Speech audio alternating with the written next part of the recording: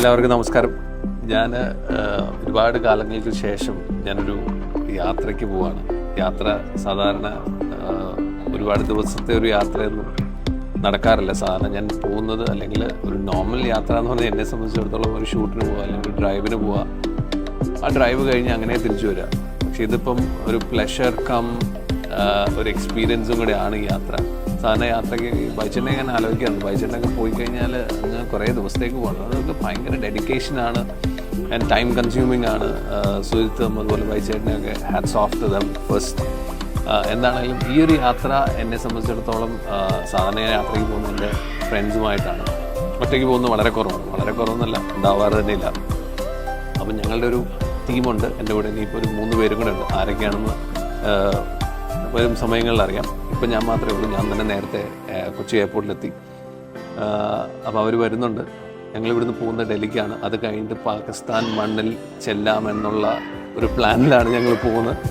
എന്താണെങ്കിലും it's gonna be exciting. കാരണം സാധാരണ പാകിസ്ഥാനിലേക്ക് എത്തുക എന്ന് പറയുന്നത് അല്ലെങ്കിൽ ആ ഒരു മണ്ണിൽ ചവിട്ടാൻ പറ്റുക എന്ന് പറഞ്ഞാൽ ആരും തന്നെ അങ്ങനെ ശ്രമിക്കാത്തൊരു കാര്യമാണ്. പക്ഷേ അതിൻ്റെ ഒരുപാട് പ്രോസസ്സും കാര്യങ്ങളുണ്ട്. ഈ പ്രോസസ്സും കാര്യങ്ങളും എങ്ങനെ അവിടെ എത്താം അല്ലെങ്കിൽ എന്തൊക്കെ ചെയ്യണം എന്നുള്ള കാര്യങ്ങളെല്ലാം ഈ വീഡിയോയിൽ എക്സ്പ്ലെയിൻ ചെയ്യും. കൂടെയുള്ള 2 പേര് ഇവിടെ ഉണ്ട്. ഒരാൾ ഡൽഹി തന്നെയാണ്, സ്ഥിരം പാർട്ട്നേഴ്സ് സോണിയും ജിമ്മിയും. സോ അബൌട്ട് ദ ട്രിപ്പ്, വളരെ എക്സോട്ടിക് ലൊക്കേഷനിൽ പോകുന്നുണ്ടെന്ന് മാത്രം തുറന്നു പറയാം. 1-2 എക്സോട്ടിക് ലൊക്കേഷൻസ്. അപ്പോൾ ഞങ്ങളിപ്പോൾ പ്ലെയിനിലേക്ക് കയറാൻ പോവുകയാണ്. ഓക്കെ, മടിയൊന്നുമില്ല, ക്യാമറ ഫേസ് ചെയ്യാൻ മടിയൊന്നുമില്ല. പിന്നെ നിൻ്റെയൊക്കെ കൂടെ ആയതുകൊണ്ട് മാത്രം എന്താ പറയുക, അതിൻ്റെ ഒരു ഇത്. പക്ഷെ എന്തായാലും ഞങ്ങളിവിടെ വെച്ച് സ്റ്റാർട്ട് ചെയ്യുകയാണ്. നമ്മുടെ ട്രിപ്പ് ഇവിടെ വെച്ച് സ്റ്റാർട്ട് ചെയ്യണു. ഇതിനു മുമ്പ് പല ട്രിപ്പുകൾ പോയിട്ടുണ്ട്. പക്ഷേ ഇങ്ങനെ ഒരു നമ്മൾ 4 പേര് കൂടി പോകുന്നത് ഫസ്റ്റായിരുന്നു. ഇങ്ങനെ ഒരു 4ാമത്തെ ആൾ ഡൽഹി ആരാന്ന് പറയുന്നില്ല, പക്ഷേ ഡൽഹിയിൽ നിന്ന് ജോയിൻ ചെയ്യും നമ്മുടെ കൂടെ. എന്തായാലും ട്രിപ്പ് നല്ല രീതിയിൽ പോയി വരാനായിട്ട് എൻ്റെ എല്ലാവരുടെയും പ്രാർത്ഥന വേണം. Okay, thank you. ഞങ്ങളുടെ കൂടെയുള്ള 4ാമത്തെ ആൾ ഡൽഹിയിലാണ്. പുള്ളി നാഗ്പൂർ ക്രിക്കറ്റൊക്കെ കളിച്ചിട്ട് വലിയ കളിക്കാരനാണ്. ക്രിക്കറ്റൊക്കെ കളിച്ചിട്ട് ഡൽഹിയിൽ എത്തിയിട്ടുണ്ട്. അപ്പോൾ അവിടെ വെച്ച് ജോയിൻ ചെയ്യും. അതുകൂടാതെ ജിമ്മി MGയുടെ നമ്മുടെ കൊച്ചിയിലെ കോസ്റ്റ് ലൈൻ ഗരാജിൻ്റെ ഡീലർ പ്രിൻസിപ്പളാണ്. ജിമ്മേലിൻ്റെ ആ ഒരു സഹകരണത്തോടെ നമുക്ക് MG ഡൽഹി എയർപോർട്ടിലൊരു വണ്ടി വന്നിട്ടുണ്ട്. ഏത് വണ്ടിയാണെന്ന് നമുക്ക് അവിടെ ചെല്ലുമ്പോൾ അറിയാം. സോ ഇനി ഡൽഹി എയർപോർട്ടിൽ കാണാം. സോ ബോർഡിങ് സ്റ്റാർട്ട് ചെയ്തു. ഇപ്പോൾ ആക്ച്വലി ഒരു സോൺ വൈസ് ആണ് ഇപ്പോൾ ബോർഡിങ് ഈയിടെയായിട്ട് നടക്കുന്നത്. ഇൻഡിഗോയിൽ സോൺ വൈസ് ആണ് കയറ്റി വിടുന്നത്. വലിയ തിരക്കൊന്നും ഇല്ലാതിരിക്കാനായിരിക്കാം. എന്താണെങ്കിലും അവർ തീരുമാനിക്കുന്നു, അവർ തന്നെ നടപ്പിലാക്കുന്നു. പാവം കാശ് കൊടുത്തു പോകുന്ന നമ്മളെപ്പോലുള്ള ആളുകൾ അവർ പറയുന്നത് കേട്ട് നിൽക്കുന്നു. അതാണ് ആക്ച്വലി അവസ്ഥ. സോ മോണോപ്പൊളിയുടെ ഒരു പ്രശ്നമാണ്. മോണോപ്പൊളി ആണെങ്കിൽ അങ്ങനെയാണ്. സോ ജിമ്മി സാറും വരുന്നുണ്ട്. Thank you.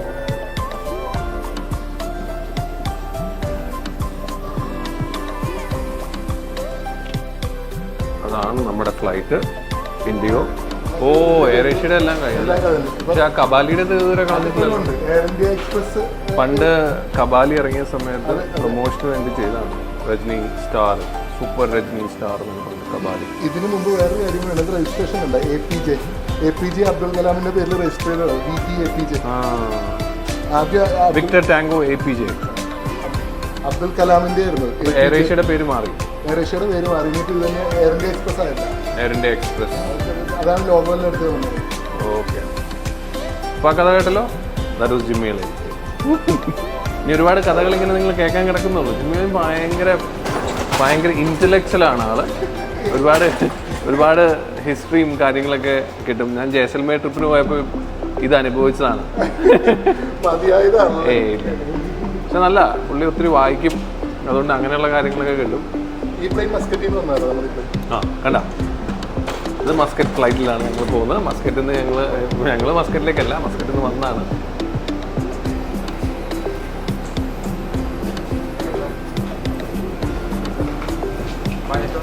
അയ്യോ അതെ, thank you thanks.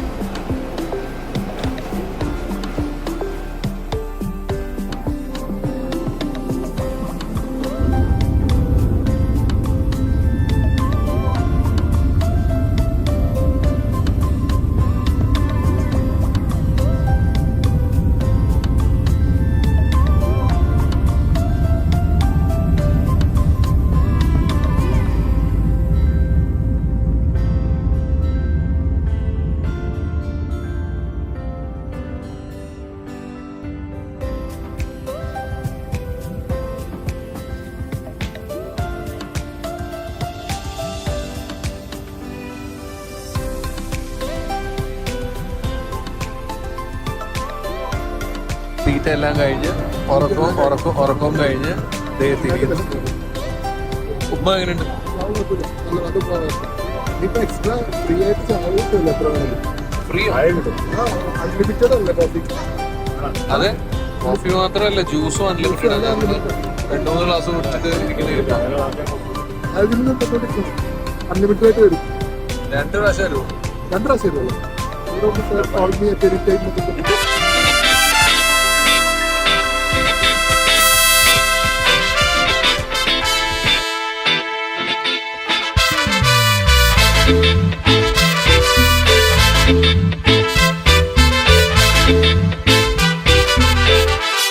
Got the man with the plan right here. Bringing swag with the man right here. Living up on sipping on beer. MG-യുടെ ഏതോ ഒരു വണ്ടി പറഞ്ഞിട്ടുണ്ടല്ലോ അതെ. വേണ്ടി കാത്തിരിക്കാൻ വണ്ടി എന്നുള്ള സർപ്രൈസ്. സോറി പേര് നോക്കിക്കോട്ടെ. ഇതാണ് നമ്മുടെ വണ്ടി. എങ്ങനെയുണ്ട് സർപ്രൈസ്? എങ്ങനെയുണ്ട്? നല്ല ഉഗ്രം വണ്ടിയല്ലേ? Black storm, Gloster, black storm. Happy അല്ലേ റോഷ? ഓ അടിപൊളി. ഇപ്പൊ നമ്മൾ ചണ്ഡീഗഡിലേക്ക് പോകുന്ന ഹൈവേയിലാണ്. ഇനി 6.5 മണിക്കൂറോളം എടുക്കും. 131 കിലോമീറ്റർ ആണ് ഷിംലയ്ക്കുള്ളത്.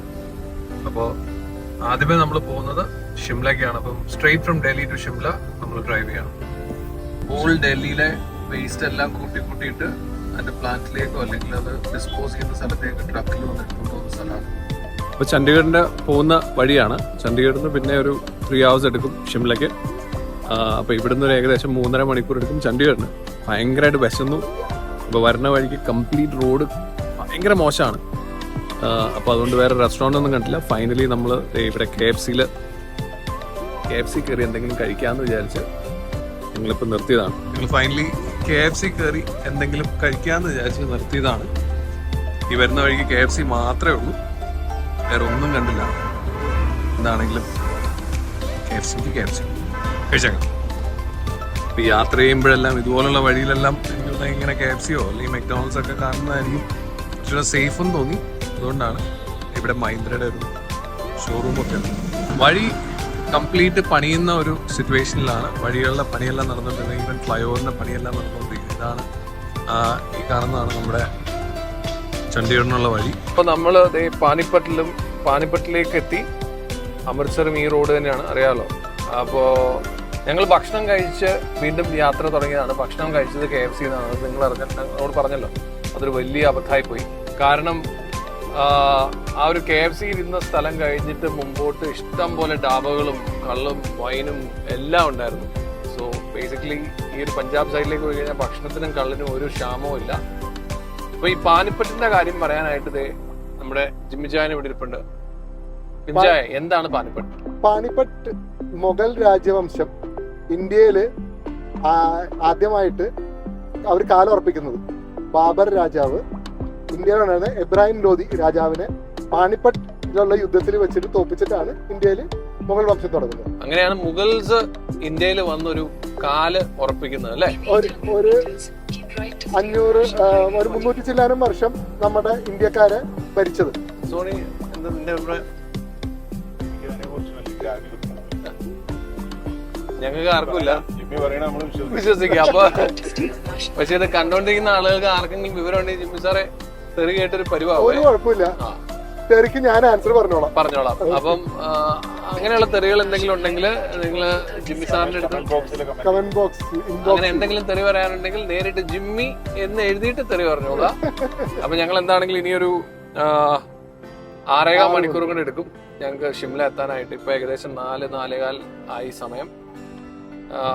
എനിക്ക് തോന്നുന്നു രാത്രി ഒരു 10 മണി 10:30 ആവും ഞങ്ങളവിടെ എത്തുമ്പോൾ എന്ന് വിചാരിക്കുന്നു. വഴി വേറെ പ്രശ്നങ്ങളൊന്നും ഇല്ലെങ്കിൽ ഞങ്ങൾ നേരെ ഷിംലയ്ക്ക് തന്നെ പോകും. ഇല്ലെങ്കിൽ ചണ്ഡീഗഡിൽ നിൽക്കാൻ സാധ്യതയുണ്ട്. അത് ഞങ്ങളെ വഴി അറിയിക്കാം. സോ ഞങ്ങൾ കർണാൽ എത്തിയിരിക്കുകയാണ്. കർണാൽ ഇവിടെ വന്നപ്പോൾ നമ്മളുടെ ജിമ്മിച്ചായൻ്റെ ഒരു ഫ്രണ്ട്, അതായത് ഇവിടുത്തെ MG ഷോറൂമിൻ്റെ ഓണർ ഇവിടുത്തെ നമ്മുടെ ജിമ്മിച്ചായൻ്റെ ഫ്രണ്ടാണ്. അതുകൊണ്ട് ഞങ്ങളിവിടെ ഒന്ന് വന്ന് ഈ ഷോറൂമിലൊന്ന് കയറിയിട്ട് പോകാമെന്ന് വിചാരിച്ചു. നമ്മുടെ ഒപ്പം നമ്മുടെ ബ്ലാക്ക് സ്റ്റോമും ഉണ്ട്. പിന്നെ ഇവിടെ ഉള്ള ബാക്കി MGയുടെ വാഹനങ്ങളെല്ലാം ഉണ്ട്. ഇപ്പം സമയം ഏകദേശം 8:15. ഞങ്ങൾ ചണ്ഡീഗഡിലേക്ക് ഇനിയും ഒരു 40 കിലോമീറ്റേഴ്സോളം ഉണ്ട്. ഞങ്ങൾ നേരെ ഷിംലയിൽ പോയി നിൽക്കാമെന്നാണ് വിചാരിച്ചത് രാത്രി, പക്ഷെ നടക്കില്ല.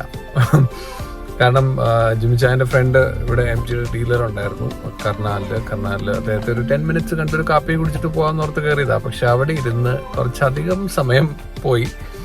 അപ്പോൾ ഞങ്ങൾ വിചാരിച്ചു ഇന്ന് ചണ്ഡീഗഡിൽ നിന്ന് ഒന്ന് റെസ്റ്റ് ഒക്കെ എടുത്ത്, കാരണം ഇന്ന് ഞങ്ങൾ രാവിലത്തെ ഫ്ലൈറ്റിൽ പോന്നു. ഉച്ച കഴിഞ്ഞപ്പോഴെത്തി, പിന്നെ ഡ്രൈവ് ചെയ്ത് വന്നപ്പോൾ ഞങ്ങൾ എന്തിനാ വെറുതെ ഒരു ട്രെയിൻ എടുക്കുന്നതെന്ന് ഓർത്ത് ചണ്ഡീഗഡിൽ നിന്നിട്ട് നാളെ രാവിലെ ഇവിടുന്ന് ഒരു 3 hours കൂടെ, ചണ്ഡീഗഡിൽ നിന്ന് ഒരു 3 hours കൂടെ ഷിംലയ്ക്ക് ഉണ്ടാവുള്ളൂ. ഞങ്ങൾ നേരെ കുഫ്രിക്കാണ് പോകുന്നത്. അപ്പോൾ പോകാമെന്ന് ഓർത്തു. അപ്പോൾ ഞങ്ങൾ ഇപ്പോൾ സമയം 8:30 ആയി. അപ്പം ഭക്ഷണം ഇപ്പം ഞങ്ങൾ കഴിക്കുന്നില്ല, അതിന് വേറെ ഒരു ചായ കുടിക്കാമെന്ന് ഓർത്ത് പോകുന്നു. അപ്പം സമയം ഏകദേശം 8:30 ആയി. ഞങ്ങൾ ഡിന്നർ കഴിക്കുന്ന സമയമാണ് അറിയാം, പക്ഷെ ഡിന്നർ ഞങ്ങൾ ചണ്ഡീഗഡ് ചെന്നിട്ട് കഴിക്കുന്നുള്ളൂ. അപ്പം ഞങ്ങൾ ഇടയ്ക്കൊരു ഡാബയിൽ കയറി ഒരു ചായ കുടിക്കാമെന്ന് ഓർത്ത് നിർത്തിയതാണ്. ഞാൻ ഗ്ലോസ്റ്ററിലാണ് ഞങ്ങൾ ഇവിടെ വരെ എത്തിയത് പറഞ്ഞല്ലോ. അപ്പം ഗ്ലോസ്റ്ററിൽ ഇവിടെ വരെ യാത്ര രസമായിരുന്നു. ഞാൻ വണ്ടിയിൽ നിന്ന് ഇറങ്ങിയപ്പോഴാണ്, രാത്രിയിൻ്റെ ആയപ്പോഴാണ് ഈ ഒരു സംഗതി കണ്ടത്. അടിപൊളിയാണ്. ഈ മിററിന്റെ താഴെ നിന്നാണ് അത് താഴോട്ട് വീഴുന്നത്. നല്ല സുഖകരമായ അല്ലെങ്കിൽ വളരെ കംഫർട്ടബിൾ ആയിട്ടുള്ളൊരു യാത്രയായിരുന്നു ഗ്ലോസ്റ്റർ തന്നത്. വണ്ടിയുടെ ബാക്കി ഡീറ്റെയിൽസ് എല്ലാം ഞാൻ നാളെ കഴിഞ്ഞും ഒക്കെ ആയിട്ട് 4 ദിവസം ഞങ്ങൾ ഫുള്ള് ഗ്ലോസ്റ്ററിലായിരിക്കും യാത്ര. പക്ഷെ ഒരു കാര്യം പറയേണ്ടത്, കംഫർട്ടിൻ്റെ കാര്യത്തിൽ അടിപൊളിയാണ്. അതുപോലെ തന്നെ സ്പേസും നന്നായിട്ടുണ്ട്. കാരണം വലിയ വണ്ടിയാണല്ലോ, അപ്പോൾ അതുകൊണ്ട് തന്നെ സ്പേസും നന്നായിട്ടുണ്ട്. ഇത്രയാണ് ഇപ്പോൾ ഫസ്റ്റ് ഇംപ്രഷനിൽ ഈ ഒരു ജേർണിയിൽ എനിക്ക് പറയാനുള്ളൂ. ഒരുപാട് കാര്യങ്ങളല്ലാതെ നമുക്ക് ഗ്ലോസ്റ്ററിനെ പറ്റി അറിയാം, പക്ഷെ കംഫർട്ടിൻ്റെ കാര്യവും സ്പേസിൻ്റെ കാര്യവും ഒന്നും പറയാനില്ല, അടിപൊളിയാണ്. അതുപോലെ ഇപ്പോൾ പുതിയ ഈ ഒരു ബ്ലാക്ക് സ്റ്റോം ഫുൾ ബ്ലാക്ക് എഡിഷനും വരുന്നുണ്ട്. ഇനി നമ്മൾ ചായയുടെ കാര്യം നോക്കാം. ഇതൊരു ഫുൾ ഡാബ തന്നെയാണ് ഉണ്ടോ. ഇവിടെയുള്ള ഇതെല്ലാം പ്രതിമകളാണ് കേട്ടോ, ഒറിജിനലല്ല. പക്ഷെ കൊള്ളാം, ഒരു കംപ്ലീറ്റ് പഞ്ചാബി സ്റ്റൈൽ സ്ഥലമാണ്. ഇതാണ് സാധാരണ ഡാബയിലൊക്കെ ഇരുന്ന് കഴിക്കുന്ന, നമ്മൾ സിനിമകളിലൊക്കെ കണ്ടിരിക്കുന്ന സ്ഥലമാണ്. ചുളന്മാരെടുത്ത് ചായ കുടിക്കണണ്ട. എൻ്റെ ചായ എതിരാ. Thank you. അപ്പോൾ cheers.